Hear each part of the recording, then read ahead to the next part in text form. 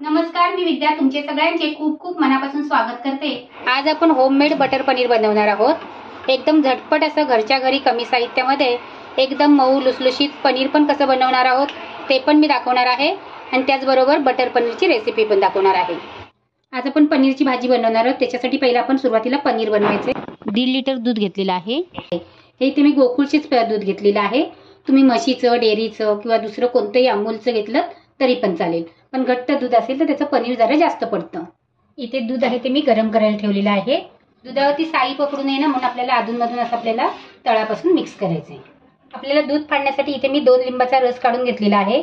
इथे 2 लिंबाचा रस काढलेला आहे, त्याच्यामध्ये मी 2 चमचे पाणी घालून घेतलेलं आहे। पाणी का घालायचं ते तुम्हाला पुढे सांगणार आहे। आपल्या दुधाला चांगली व्यवस्थित अशी वाफ आलेली आहे। गॅस आहे तो बंद करायचा। बघू शकता तुम्ही, चांगली वाफ आली पाहिजे। जर चांगलं दूध तापलं तरच ते लगेच फाटणार आहे, नाहीतर मग ते फाटणार नाहीये। म्हणून कडकडीत असं गरम करून घ्यायचंय। मी गॅस बंद केलेला आहे। त्याच्यामध्ये आपण थोडं थोडं करून लिंबाचा रस घालणार आहोत।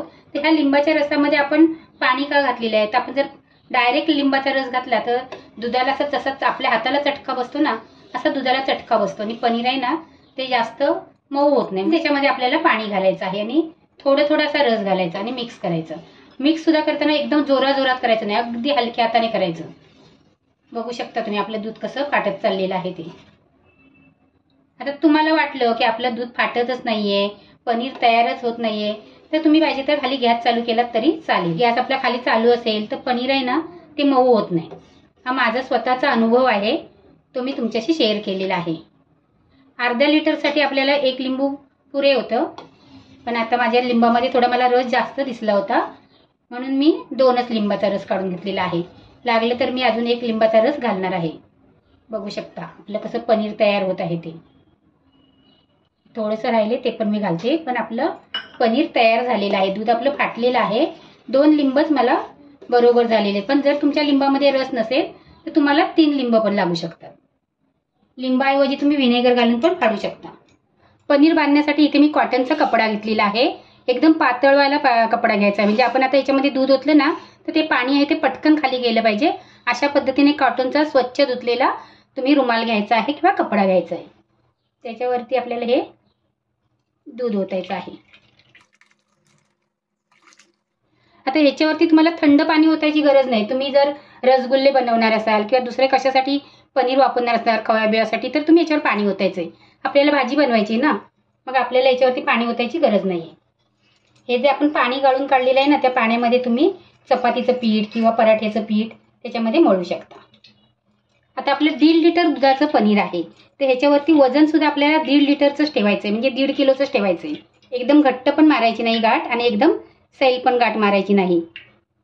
मी इथे खाली टोप ठेवलेली आहे, त्याच्यावर मोदकाची चाळण ठेवलेली आहे, म्हणजे आपल्या पनीरमधून जे पाणी निघेल ना ते चाळणीतून टोपामध्ये पडेल। याच्यावरती आपल्याला वजन ठेवायचंय, पण जर तुम्हाला याच्यावरती वजन ठेवायला जमत नसेल तर एखादी चांगली गच्च बसणारी ताटली ठेवायची त्याच्यावरती आणि याच्यावरती आपल्याला 1.5 किलोचं वजन ठेवायचंय। तुम्ही पाण्याने भरलेला टोप ठेवलात तरी पण चालेल, किंवा 1.5 किलो तुमचं कोणतं कडदान असेल त्याचा डबा ठेवलात तरी पण चालेल।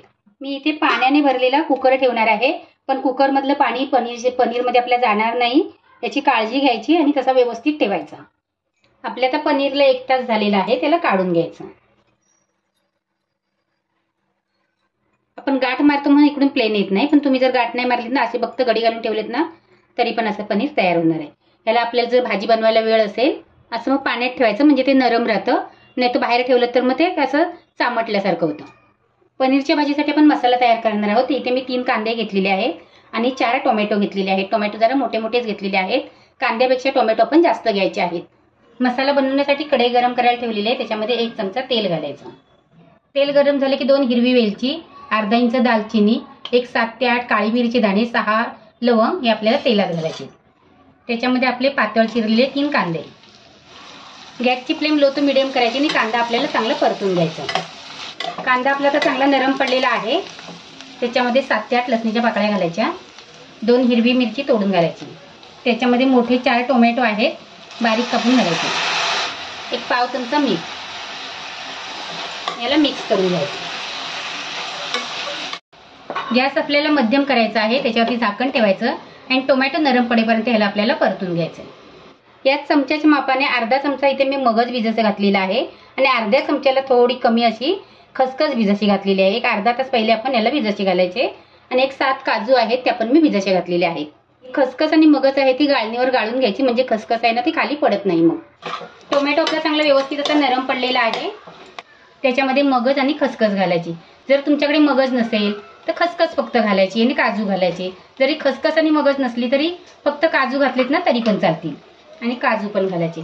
काजूने पण ग्रेव्ही घट्ट येते, आणखी मगजनी आणि खसखसनी पण ग्रेव्ही आहे ती घट्ट होते. त्याच्यामध्ये कोथिंबीरीचे देठ घालायचे. छोटा अर्धा चमचा हळद घालायची आहे. गावची हळद आहे म्हणून मी छोटा अर्धा चमचा घातला. तुमची बाजारची असेल तर अर्ध्यापेक्षा थोडी जराशी जास्त घालायची. 4 चमचे घरचा लाल मसाला.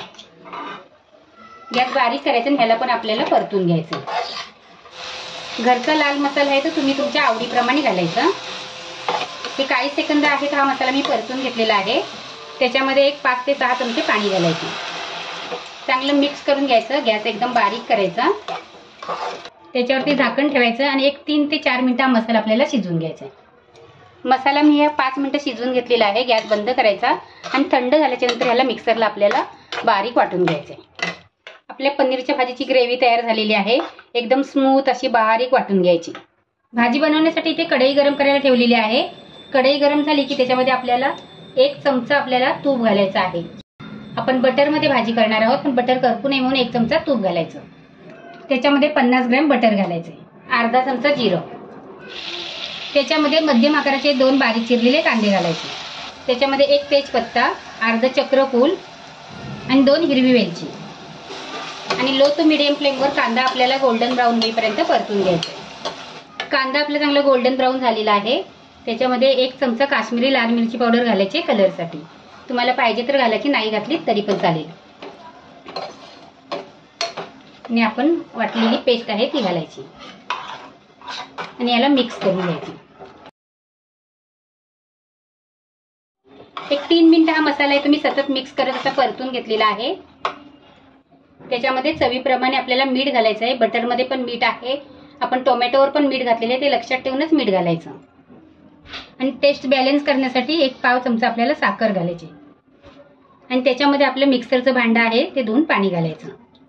जसे तुम्हाला भाजी पातळ ठेवायची असेल, घट्ट ठेवायची असेल त्याप्रमाणे पाणी घालायचं आहे. मिक्स करून घ्यायचं आणि झाकण ठेवायचं आणि लो टू मीडियम फ्लेमवर याला आपल्याला एक 5-7 मिनिटं शिजवून घ्यायचं. एक 10 मिनिटं हा मसाला आहे तो मी शिजवून घेतलेला आहे. त्याच्यामध्ये अर्धा चमचा कसुरी मेथी क्रश करून घालायची. मिक्स करून घ्यायची. आणि आपलं हे पनीर आहे ते मी कापून घेतले. तुम्हाला जेवढ्या लहान मोठ्या आकाराचे पाहिजे तेवढ्या आकाराचे तुम्ही कापून घ्यायचे. पनीर घातल्याच्या नंतर याला आपल्याला जास्त शिजवायचं नाही आहे. झाकण ठेवायचं आणि 2 मिनिटं याला वाफवून घ्यायचं. पनीर घातल्याच्या नंतर एक 3 मिनिटं ही भाजी आहे ती मी शिजवून घेतलेली आहे.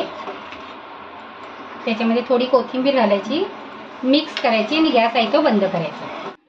आपण झटपट बनवलेलं होममेड पनीर आणि त्याची बटर पनीरची भाजी आवडली तर नक्की लाईक करा, कमेंट करा, तुमच्या मित्रमंडळींना शेअर करा. जर तुम्ही माझ्या चॅनलवर पहिल्यांदाच आला असाल तर चॅनलला सबस्क्राईब करा आणि त्याच्या बाजूला बेलचं बटन आहे तर ऑलला सिलेक्ट करा, जेणेकरून मी नवीन व्हिडिओ अपलोड करेन त्याचं नोटिफिकेशन तुम्हाला येईल.